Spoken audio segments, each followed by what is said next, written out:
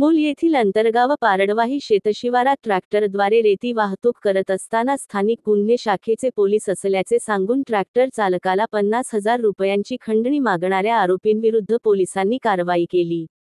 या प्रकरणात तक्रार दाखल करून आरोपी मनीष राऊत, नरेश राऊत आणि अक्षय जेजिलवार यांना पोलिसांनी ताब्यात घेतले। विशाल बट्टे नामक ट्रॅक्टर मालकाने 30 मार्च 2025 रोजी आरोपींच्या फोनवर 25,000 रुपये पाठवले।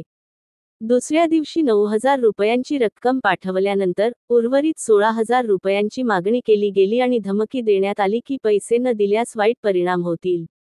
आरोपींच्या वर्तनावर संशय घेतल्याने विशाल बट्टे यांनी चंद्रपूर स्थानिक गुन्हे शाखेच्या कर्मचाऱ्यांकडून तपास केला। या घटनेची शहानिशा केल्यानंतर 4 एप्रिल रोजी मूल पोलीस ठाण्यात तक्रार दाखल करण्यात आली। पोलिसांनी गुन्ह्याच्या तपासात मनीष राऊत, नरेश राऊत आणि अक्षय जेजिलवार यांना ताब्यात घेतले आणि त्यांच्याजवळून घटनास्थळी वापरण्यात आलेली इनोव्हा 4चाकी वाहन जप्त केली। मूल पोलीस ठाण्यामध्ये एका व्यक्तीने एक तक्रार दिली, ज्यामध्ये त्या व्यक्तीच्या म्हणण्यानुसार काही व्यक्ती, अनोळखी व्यक्ती हे पोलीस असल्याची बतावणी करून त्याच्याकडून पैशाची मागणी करत होते आणि त्याची गाडी सोडत नाही, त्याची गाडी पोलीस स्टेशनला होता अशा प्रकारची करत होते। तर त्या व्यक्तीने घाबरून त्यांना पैसे दिले। नंतर त्याला त्यांच्यावरती संशय आल्यानंतर ते व्यक्ती पोलीस ठाणे मूल या ठिकाणी आल्यानंतर आम्ही लगेचच त्याची फिर्याद FIR घेतली आणि संबंधित FIRच्या अनुषंगाने मूल पोलीस स्टेशनमधील DB पथक,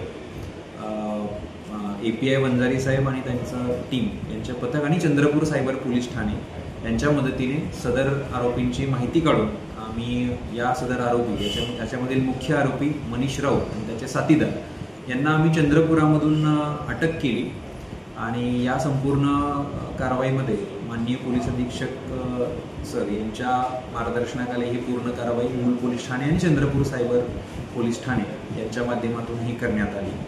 तर सदर जी अनोळखी व्यक्ती आहेत, हे व्यक्ती रात्री वेगवेगळ्या गाड्यांना, त्यांचे ड्रायव्हर असतील यांना अडवून त्यांना पोलीस असल्याची बतावणी करतात।